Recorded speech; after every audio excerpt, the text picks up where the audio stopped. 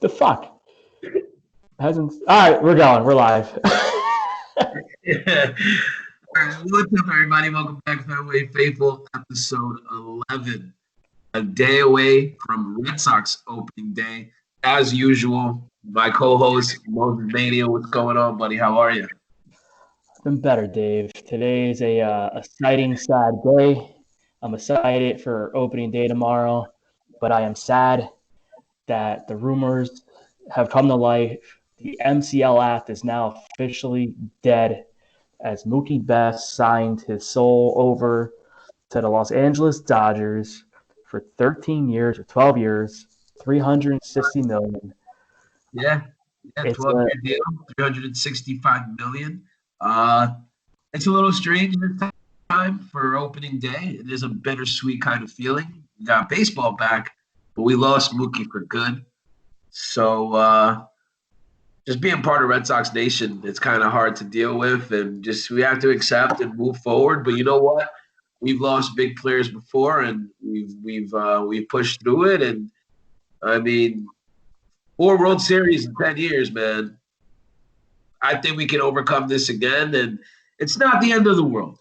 if we could overcome losing Lester and overcome losing Ellisbury after 13 and many other guys, we can overcome this. It caught me off guard. I felt a little lied to. His whole time last year in Boston was he didn't want to sign with the Red Sox. He wanted to test the free agency waters, and he wanted to feel it out, and he wanted to be a free agent. Yeah. And then he goes away, and he never fucking tested the waters. He just signed right away. So I kind of felt a little hurt on it. But you know what? Good for him. He deserves the money. And hey, man, if the money was in Boston, but the years weren't apparently. So yeah, I mean, you're right. I think a lot of us just had high hopes and thinking that, he'd go to LA and spend some time out there and, hopefully it'll kind of help him make his decision. But from what it looks like he's happy in LA. He's also got a newborn, he's just had a newborn. So I think decisions like that and those kind of elements, kind of helped. But, I love Mookie. I wish him the best of luck. He signed a hell of a deal. That's the biggest signing in Major League history, right after Mike Trout. So best of luck to Mookie. And, I guess when he comes to Fenway, we'll see whether we receive him with open arms or boom. And it's Mookie. So I think people are going to love him regardless. Yeah, I think so. I think you're on point with that. So other than that, Dave, it's opening fucking day tomorrow. Yeah, you read my mind. Enough with the sad news. Let's get on to the good shit. Today is officially opening day for Major League Baseball. It is July 23rd. Tonight, big game. Yankees versus the Nationals. Quick update. Juan Soto tested positive for coronavirus, so he will not be playing today. Wow. Yeah. That's crazy. I was actually joking with one of my buddies, talking shit to him about the Yankees, and I was like, yeah, I hope Juan Soto takes fucking Garrett Cole 350 dead center. And we were just joking about it. And then literally seconds after, I get an update. Soto's out for today. So either way, though, I think it's a good matchup. I'm excited to see. I'm going to watch it, definitely a couple of buddies, and see what happens. So, Yeah, I can't wait. And then you got the Dodgers and the Giants tonight. Cueto versus Kershaw. So you'll see Mookie Betts tonight with his new team.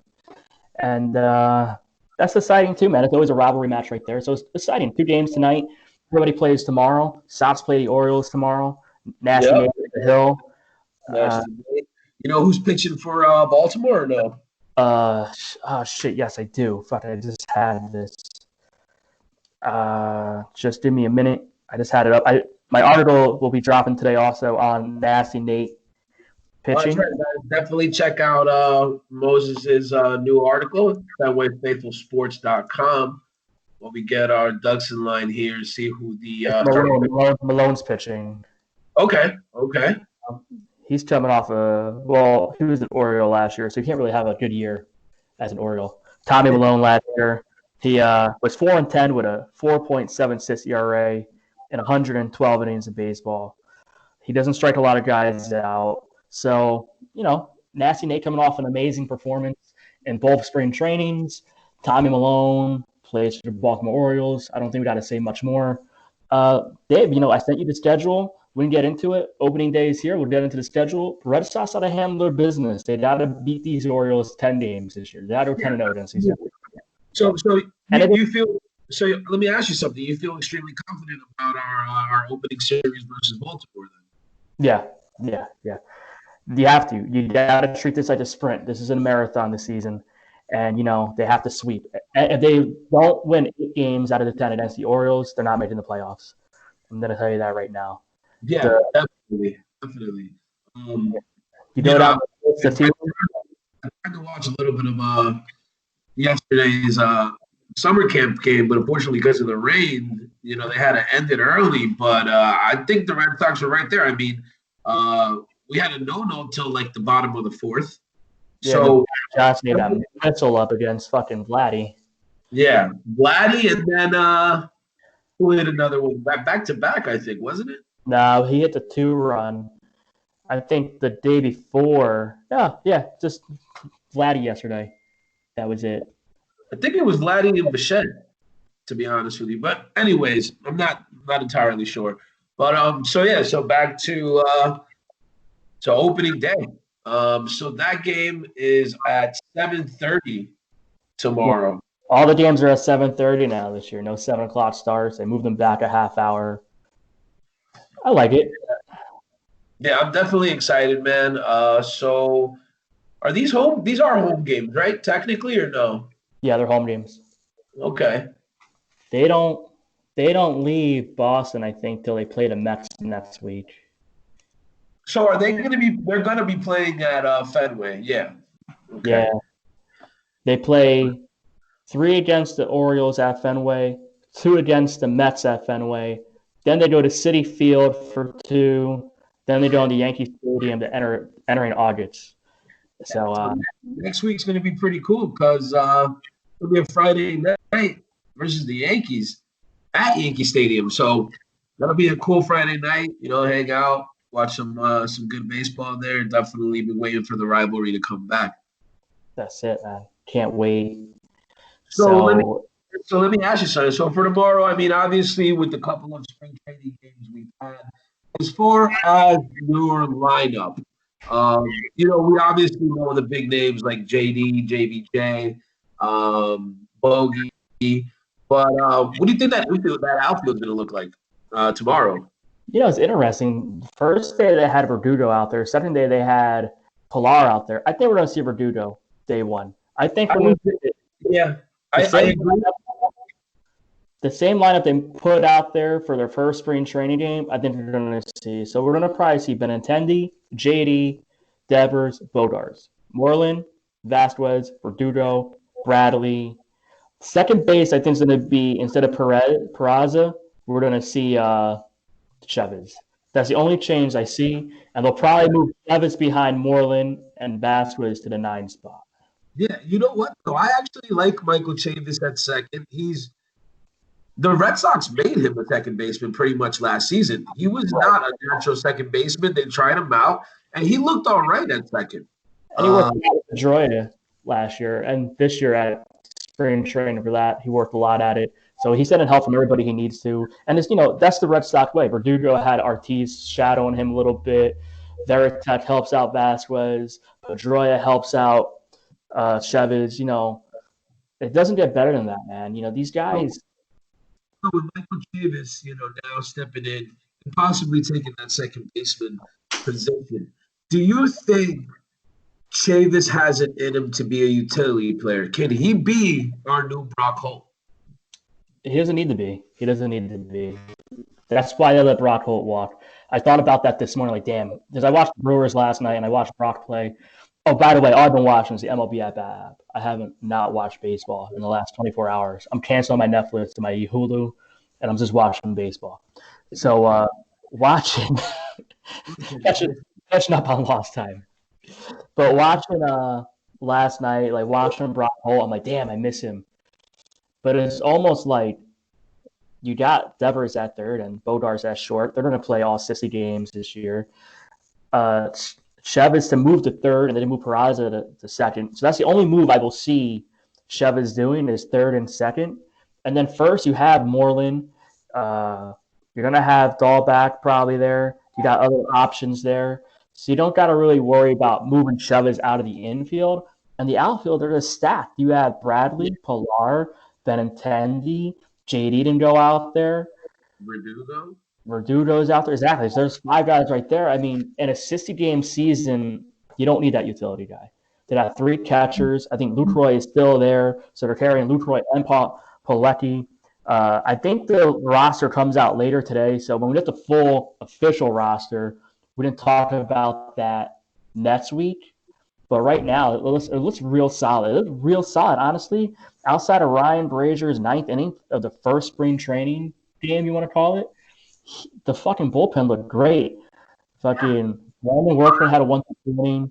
Barnes made 1 bad pitch, but you didn't argue the same about Weber. Weber made 1 bad pitch the other night, and it cost him. So they're heavy underdogs. Everybody thinks the pitching's not good. It's not there, but Zach Godley, 2 scoreless innings yesterday, 2 strikeouts, 1 walk, no hits. Brian Johnson is just Brian Johnson. He's not going to throw a lot of strikes, but he's going to give us innings. And we're going to really see what Chaim Bloom's made of in this pitching staff like we've been talking about. No, absolutely. I like the point that you made about, our outfield and the infield. There seems to be a lot of flexibility there. And the way that I see it is these guys are super confident. I think we have the ability to not only put ourselves to have a good season, but it seems right now a lot of area of focus is on the bullpen and how they're going to perform and what the depth is going to go into, with the new acquisitions of Zach Cody and I just think all around we just got to sit back and see if Chaim Bloom's investments are really going to be worth it. I honestly think so. But like you said, it's 60-game season, so there's a sense of like, you have that fire under your ass. Like, these guys have been dying to get out there. So I'm excited, man. I can't wait to turn on my TV tomorrow and watch some Red Sox baseball. And I mean, I know it was spring training. It was 2 games, but they just look so comfortable playing. Like Xander Bogaerts is like he's playing in a video game. He looks so relaxed at home plate. JD looks relaxed. I mean, Mitch Moreland looks like he hasn't been playing. I have noticed that, not only with the Red Sox. I mean, it's all around.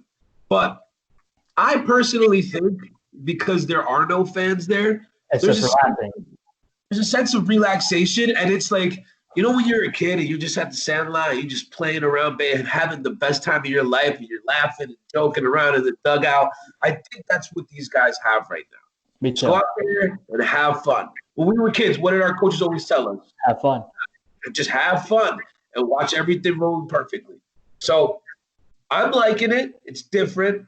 It's funny because as I was watching the game yesterday, you can hear how they play the fan sounds. Yeah, how do you feel about that, man? So I like it. I mean, I think it kind of gives them a sense of like, all right, you're not alone. Even though there aren't fans here, trust me, everybody's watching. I think it was the Cubs and White Sox, or no, the Cubs played. I forgot who they were playing yesterday. It might have been the White Sox or Brewers, one of the games. And they had cutouts behind home plate. And for a split second with the fan noise, I was like, wait, there's people there? And I had to really put my phone down and look at it. I'm like, oh no, that's just that noise in the background. It was fucking crazy, man, how they're doing it. It's definitely, I don't want to say like eerie, but it's just different. It's just absolutely different. Not seeing fans on the sideline, in the stands. And It reminds me of minor league baseball when I played. You have like 10 people in front of you, and that was it. And so that's all it reminded me of, like seeing guys come in the pitch and seeing a double, and they get up and just yell in the dugout. It's like, man, that's really what minor league baseball is at its finest. So I'm excited about that. So we'll go down the schedule real fast. So they're playing the NL East 4 times each. They're playing in the division 10 times each. What do you got? What's the record you got for them, Dave? Oh, sorry, I got a sneeze coming. I apologize, everybody. My allergies are kicking my ass. So if I sound a little congested, now you know why. Yeah, you look like you're up all night drinking. Oh man, I was a good boy. I was a good boy last night. Stayed up. All right. So as far as record wise goes, I want to say maybe. I mean, it's kind of tough. All right, so let's do an over under. And we'll start. I'm going to say at least like Red Sox get at the minimum like maybe like 28, 29 wins. At the minimum. At the minimum. Okay. Maybe more, and that's just me being fair. You know what I mean? Okay. Because if I was to go out and say, yeah, fucking Red Sox are going to win 40 games out of 60, that's kind of pushing it, you know? We're not. So do you think 35 is fair? That was my first thought. That's my thought right now. 33, 35. I think tops is 38 wins. I think if they win 35, they're a wild card team. And 33, they're just going to miss the playoffs. I don't think there's going to be more than a 42-game winner this year in all of baseball. I don't think so either. But you never know. You never know. Because there's always surprises where these teams just go on a fucking killing streak. And that's just the game of baseball. No, yeah, I agree. Baseball is the most unpredictable sport in the world. I don't care what anybody says. You can have your overtime, you can have your time, you can have extra overtimes. But when you're sitting there at 1 a.m. watching a 15-inning game, anything can fucking happen. And especially now, starting a man on second base in extra innings. Yeah. Anything can happen. Yeah. So I know last night's game was cut short. Did you watch any Monday night? Not Monday, Tuesday night's game. I was not able to because I was out, but I was getting the updates on my phone. But it's kind of hard to envision it when you're not watching it. So I was keeping up. I know we lost that first game 8-6. Yeah. We kind of batted with the pitching in the 9th inning, right? Yeah, I mean, I'm not really concerned on the score. I mean, there was also a part of the game where they had bases loaded with no outs, and they had a lot of guys come up that like are AAA players, and the Blue Jays had like one of the regular starters in. Not saying they were overmatched, but you can definitely see there was a difference in the game where it could have been blown wide open. But I just asked this because Dennis Eckersley, Jerry Remy, and I forgot the fucking third guy's name. He was at Winter Weekend. You know the announcer for them? No. Back of my head.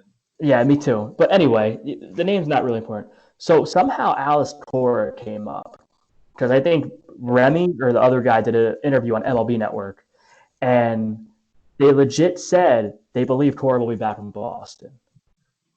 Listen, lost Mookie, okay? But in my honest opinion, and I'm not trying to be a funny guy, I really fucking foresee Alex Cora coming back, okay? MLB did their little investigation on the Red Sox. Nothing was found. The fact that we lost a fucking draft pick for that, I guess it was MLB just saying, well, like, you know, we got to do something. We can't just fucking sweep it under the rug. But I personally think Cora is serving his suspension this year, so that leaves room for the Red Sox to be like, all right, man, bring you back on. You know, the whole Ron Renicky thing, like that's to me, that's temporary. I think Renicky will have no problem. Like, even if he wants to coach another year, he'll have no problem going back to being his bench coach again. No, man. They had a great relationship, you know, 2018. So I'm all for it, man. I'm all for it. And I do not see why not bring Cora back. I agree. He did his time. For a crime, he didn't do it. For a crime, he did somewhere else. And, you know, let it. Besides that, but like Cora and, you know, the upstairs office, they have a great relationship. That's what they were saying. That's why I brought up. Come on, bro. Cora actually took the Red Sox plane back to Puerto Rico with him to go celebrate. When was the last time you seen an organization be like, Skip, go ahead, take the plane, go do what you got to do, come back, and then we celebrate back at home. That's Right. like just by saying that, I think they have a great relationship. I personally think Cora will be back. If he doesn't, I get it. But then not to get ahead of ourselves, but you got to bring in somebody strong, somebody with experience if it's not going to be Cora. Right. And, if he doesn't come back, I can see Renegade doing one full season. But like he's already said, he doesn't want to be here for long. He just wants to be here for right now. So that's it. Only way I see Cora not coming back next year is if Renegade does pull this off and win a World Series. Then we may see another year of Renegade. But like we just talked about, we're looking at 35 wins, 38 mats, 33 the minimum, a wild card spot. I think if they get to 38, they're going to win the division, honestly. I don't think a division winner is going to be more than 42 to 40. So it's going to be interesting to watch. I can't wait for the season. I can't wait to see what happens in this season, especially playing playoff baseball in October. I just can't wait. I really can't. 60 games, and I think, 68 days is fucking crazy. Yeah. Baseball back. It's aggressive, man. It's not going to be a walk in the park. That's for fucking sure. We were just talking about this with the Blue Jays podcast. Awesome guys, by the way. Like for example, the Blue Jays aren't going to be playing in Canada, which means these guys are going to have. They don't have a home still. They don't have a home. These poor guys are going to be traveling hotel to hotel, on the road all the time. Now they'll be playing in Pittsburgh, but that's not, Oh no, Pittsburgh turned it down this morning. Pittsburgh turned it down. The governor said no. So they're back to square one. They don't have shit right now. They don't have a pot to piss in right now. Oh, damn Canada, man. Well, hopefully they did Buffalo, like we talked about on the interview that's coming in following this part of the podcast. We have an interview with the Blue Jays Today podcast. We talked about it on there, so make sure you guys stay on this episode and listen to that. But definitely don't have a home or anything. It's just crazy. I didn't even know that. You updated me. That's crazy, man. I looked at it right before you called. They said because it was pending. So I fell for fake news when I said, yeah, they got Pittsburgh. It was fake news. They were approved by the league. They didn't use Pittsburgh. Pittsburgh Pirates allowed it, and the governor of Pittsburgh said, nope, not happening. Oh. I mean, yeah, think about it.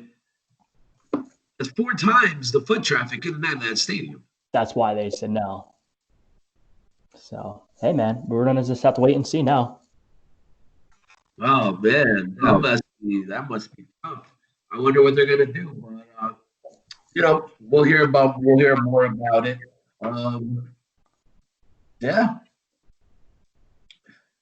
But if you want to shout out our sponsors, our boys at Wicked Pizza. Got to shout our boys out at Wicked Pizza. Guys, if you are looking for some fresh Red Sox or Boston gear, go to wickedpizza.com. Oh, my God, Dave, I had on their Legends shirt last night before I went to bed, the Larry Bird one, and it was so comfortable. I didn't want to take it off today before I got to work. I wore it to work and changed at work. It was so comfortable. I love it. I love the material. I love the look. I love the designs. Guys. Hey, man, super comfortable. I had one of the Fenway long sleeves on last night. I like to keep the house nice and cool with the AC.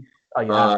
Super comfy, man. Guys, don't forget, check them out. Awesome New England gear. They're always putting up new merchandise. Don't forget, what's the code? Oh. FFX15. So it's the Fenway Faithful Sports initials 15 for your discount. So you save some money. Guys, you save money and get awesome gear at the same time. Who the fuck doesn't like that? Hell yeah. And we might have some Fenway Faithful merchandise coming out. We'll see what's going to happen. That's right. We're in the toss for some gear, guys. So, hopefully soon. Yeah. I don't know if you want to cover anything else, any last minute things before we head over to the interview. Well, before we head over to our interview with our boys at the Blue Jays Talk today, I want to make sure everybody knows next week our next guest will be having Sox Talk Studios on. Our boy Isaac, he's a blogger. He has a YouTube channel and everything. He's going to come on. We're going to talk about this more movie best stuff and Alex Cora and the roster with him. Huge Sox fan, good guy. And make sure you check him out on Instagram at Sox Talk Studios. Next week, he's supposed to be on. We've been in talk. He's really interested in doing a split pod. And we like talking Red Sox baseball. And guys, we'll talk with anybody. So you want to be a guest? Shout us out. Let us know. Maybe we can set it up. Thank God for Skype and Zoom that we use for all our interviews lately. We can do it anytime. Other than that, guys, make sure you go check out the Blue Jays today on Instagram. Check them out on YouTube. Remember, they're not the Yankees, so we don't hate them. They're like our little brothers of our division. They're trying to grow, and when they grow, we just grow bigger. Anything else about it? Check them out at Blue Jays Today podcast. I ain't got much else, Mo. Man, baseball's back tomorrow, brother. Like a kid in a candy store, man. So 7:30, I'll be at your house tomorrow. I'm bringing some type of whiskey. It's my last opening day of it's my only and last opening day of my 30, and then I'm 31. That's podcast. Oh my God. Yeah, Dad, you're getting old. Guys, Mo's birthday is on Monday, so show him some love. We're gonna get a little crazy on Monday. I don't know what we're doing yet, but we'll figure it out. We're on a crazy Sunday into Monday. We're gonna go fishing. That's right. That's right. I'm going fishing on Sunday and then probably Monday again. Who knows? Oh, God. But all right, guys. I love you as usual. Thank you for everything. Everybody enjoy opening day. And we are out.